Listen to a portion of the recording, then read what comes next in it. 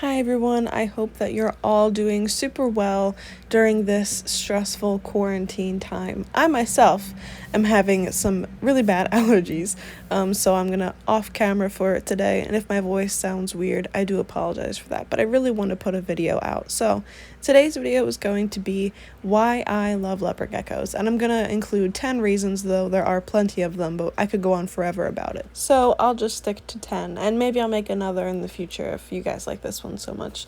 But also I want to say that all of these videos are from like 2017 until now. So like, as you can see, there's white kitchen cabinet liner and an old gecko bookshelf. But I have clips on my phone of my leopard geckos from 2017 till now, and I figured I would use them as the background footage because they're just so cute. So if you see something that doesn't look like what I have in my gecko bookshelves today, that's why. And also, all of the geckos featured in this I still currently have, so just want to put that out there. And as I always do before showing my leopard geckos, I must include a disclaimer. Over half my leopard geckos have some sort of disability or neurological disorder or physical deformity. Like, they have something that makes them different. Like, here's Benjen, for example. Benjen has a very flat skull and an underbite. So if you see that the gecko doesn't look normal or behave normal, that is why. Don't worry, they are happy and healthy to the best of their ability. They just are a little bit different.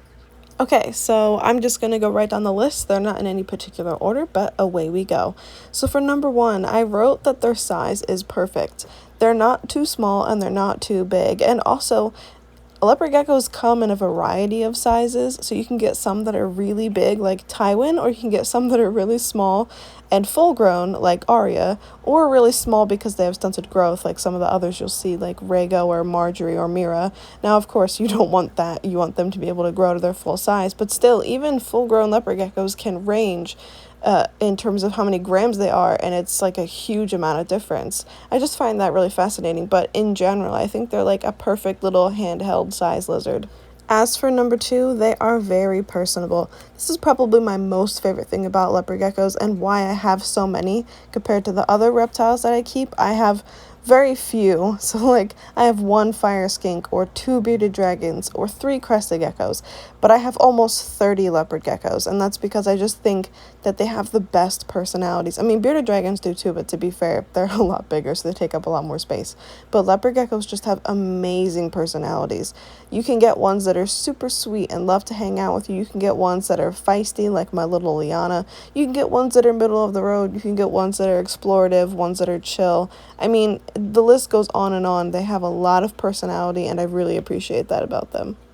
For number 3, I put that they're generally easy to handle. I'd say like 90% of leopard geckos you can handle without a problem. The other 10%, might be more like Liana, or who's my Max Snow Blizzard, who's a little bit testy about being handled or just being interacted with in general unless I have food.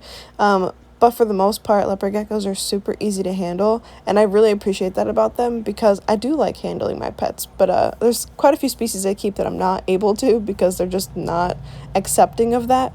But like I said, 90% of leopard geckos are, and in my home, there's only like 1 that really will not tolerate handling, and out of 30. So they're just in general a species that like you can handle, and it's really nice.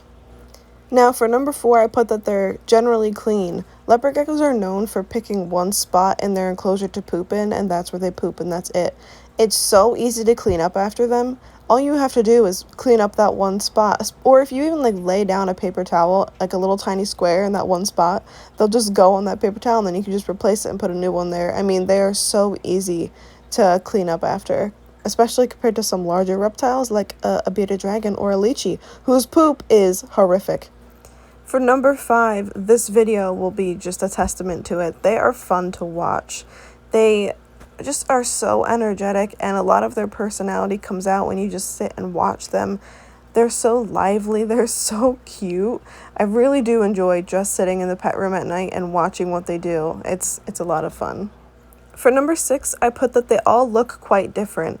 Now, I personally have a number of morphs, not because I bought the morphs, but because they came to me. But if you are a person who supports breeders, you can go out and literally choose different types of leopard geckos, and they all look so incredibly different. There's ones, like I said earlier, that are different sizes. You can get different colors. You can get ones that have like different patterning on their body. Some just have patterning on their tail, some have patterning on their tail and head, some have full body patterning. There's so many different morphs, and if you support ethical ones, which by the way you should, it just lets you have a lot of different looks in terms of like the reptiles that you keep. Whereas like if you get a fire skink, for example, they all look pretty much the same because there's only one type of fire skink.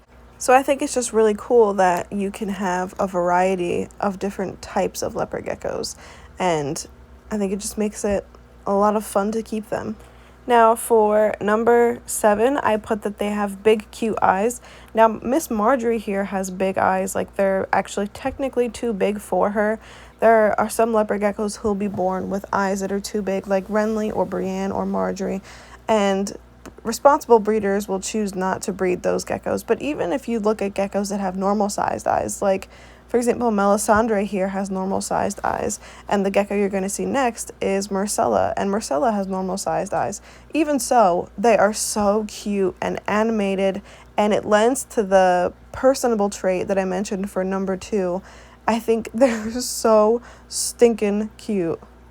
For number 8, I put that they all have their own unique personalities, and that might be hard for people who don't keep leopard geckos or a number of leopard geckos to believe, or even a number of reptiles, but they are all so different. Like, I have literally in an older video gone through all of my geckos' personalities and sorted them into their Hogwarts houses because they are all so different, which actually was a lot of fun, and if you want to see it, I'll include it, link below. But the fact that, like, each individual animal, I mean, of course, like, if you think about it, yeah, they're going to have different personalities. But even in reptiles and amphibians, there is so much distinction, and I think a lot of people, especially those who don't keep reptiles, don't consider that. But yeah, like, a huge amount of difference between one gecko to the next in terms of their personality, and I really appreciate that. For number 9, I included that they are generally active, and what I mean by that is that, like, they don't just, like, sit and hide. Like, you get to watch them do a lot of different things. They are quite an active species, especially if you keep them properly. Obviously, if you don't, then they're not going to be that active, or if they're, like, first new to their home or something, they're not comfortable, or they don't feel safe in the enclosure, they're not going to be active.